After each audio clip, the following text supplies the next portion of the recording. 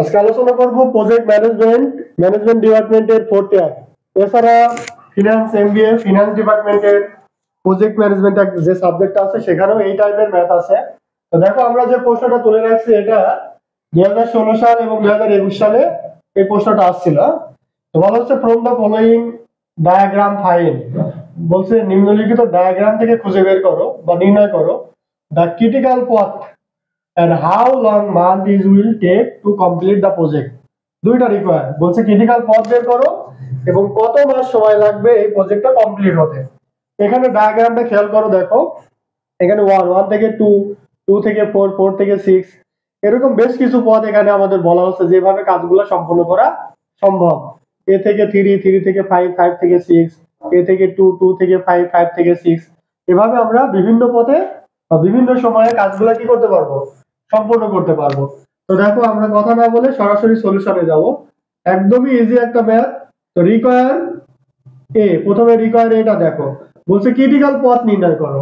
Critical পথ এখন কিভাবে বের করব? দেখো আমরা আগে বের করব পথ কতগুলো হয়।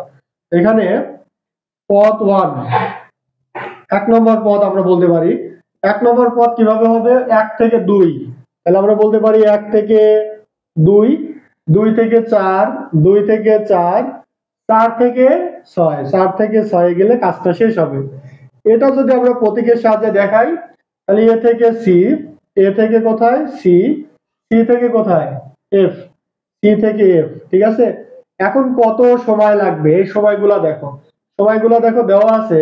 এর লাগবে 10 মাস, সির লাগবে কত 7 মাস, আর এফ এর লাগবে কত 5 মাস, ঠিক আছে। এটা তো পথ, এটা জাস্ট পথ। এখন আমরা এই মাসগুলো যোগ করব, ঠিক আছে, যোগ করব।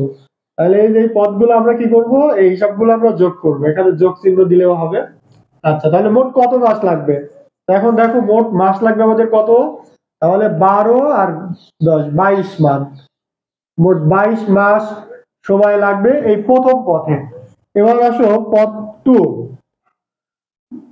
2 নম্বর পথ খেয়াল করো। 1 থেকে 2 আমরা 1 থেকে 2 এ যেতে পারি, তারপর 2 থেকে কোথায় 5, 2 থেকে 5, 5 থেকে 6 গিয়ে কাজ শেষ হবে। তো এটাও দেখো প্রতীক দেওয়া আছে বা সময় দেওয়া আছে A D R G, A D আর জি, ঠিক আছে। এই টাইপগুলো আমরা যোগ করলেই বুঝতে পারবো কোন পথে সময় বেশি লাগবে। যে পথে বেশি সময় লাগবে সেটাই ক্রিটিক্যাল পথ। তো দেখো এখানে 10 মাস লাগবে, ডি তে লাগবে 8 মাস, জি তে লাগবে কত 6 মাস। তাহলে এগুলা যোগ করো, তাহলে মোট কত হয় দেখো তো 14-24 মাস, ঠিক আছে। মোট 24 মাস সময় লাগবে। এবার আসো পথ 3, 3 নম্বর পথে আসো। তাহলে 3 নম্বর পথে কি আছে দেখো, 1 থেকে 3, 1 থেকে 3 তে যাওয়া যাবে, 1 থেকে 4, 5 আর 5 থেকে 6। তাহলে এটারও দেখো সময় দেওয়া আছে বি, তারপর কত ই, তারপর কত দেওয়া আছে জি। আমরা এই সময়গুলো যোগ করব, ঠিক আছে। তাহলে সময়গুলো যোগ করো, বির মান কত আছে, বির সময় লাগবে 9 মাস, ই লাগবে 11 মাস, আর জি লাগবে কত 6 মাস, ঠিক আছে। তাহলে এখানে কত হয় 6 6 9 15 26 মাস। দেখো তোমরাই বুঝতে পারতেছো কোন পথে সময় বেশি লাগবে। সব থেকে বেশি সময় লাগবে কোন পথে?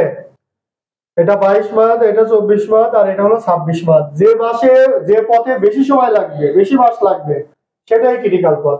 তাহলে এখানে আমরা দেখতে পাচ্ছি ক্রিটিক্যাল পথ কোনটা হবে, বি, ই আর জি, এই সময়টা, তাই না। তাহলে এই যে 3 নম্বর পথ আমরা লিখে দেব। সুতরাং সো ক্রিটিক্যাল পথ, দা ক্রিটিক্যাল পথ কত, আমরা এই যে প্রতীকটা ব্যবহার করতে পারি বি, ই আর কত জি, এই পথে আমাদের সময়টা বেশি লাগবে, ঠিক আছে। এটাই আমাদের অ্যান্সার। অথবা এটাও তুলে দিতে পারো 1 3 5 6। তাহলে 3 নম্বর পথটাই হলো আমাদের ক্রিটিক্যাল পথ। আমি আবারও বলি ক্রিটিক্যাল পথ কি, যে পথে আমাদের সময় বেশি লাগবে সেটাই হলো ক্রিটিক্যাল পথ। এবার দেখো আমাদের বলছে how long is will take to complete the project. এই প্রজেক্ট সম্পূর্ণ করতে দীর্ঘ কত সময় লাগবে। দীর্ঘ পথ কোনটা, এটাই তো 26 মাস। তাহলে 26 মাস সময় লাগবে। এখানে শুধু এই কথাটা লিখে দিতে হবে, ঠিক আছে। রিকোয়ারমেন্টে আমরা লিখে দেব যে হাউ লং মান্থ, তাহলে 26 মাস এভাবে লিখবো যে 26 মাস বা ক্রিটিক্যাল পথ সময় নেবে কত মাস? 26 মাস। 26 মাস, ঠিক আছে। তাহলে আমরা লিখতে পারি যে দা ক্রিটিক্যাল পথ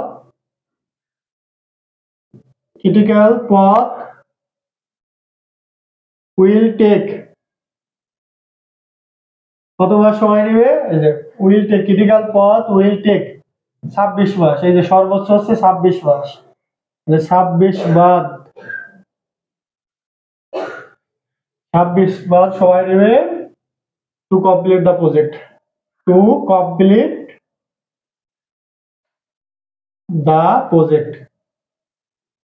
যতটুকু লেখা দিলেই কিন্তু আমাদের রিকোয়ার্ড টু হয়ে যাবে। রিকোয়ার্ড টু শুধু জানতে চাইছে দীর্ঘ কত সময় লাগবে। দীর্ঘ সময় লাগবে হলো 26 মাস, যেটা ক্রিটিক্যাল পথ সেটাই, ঠিক আছে।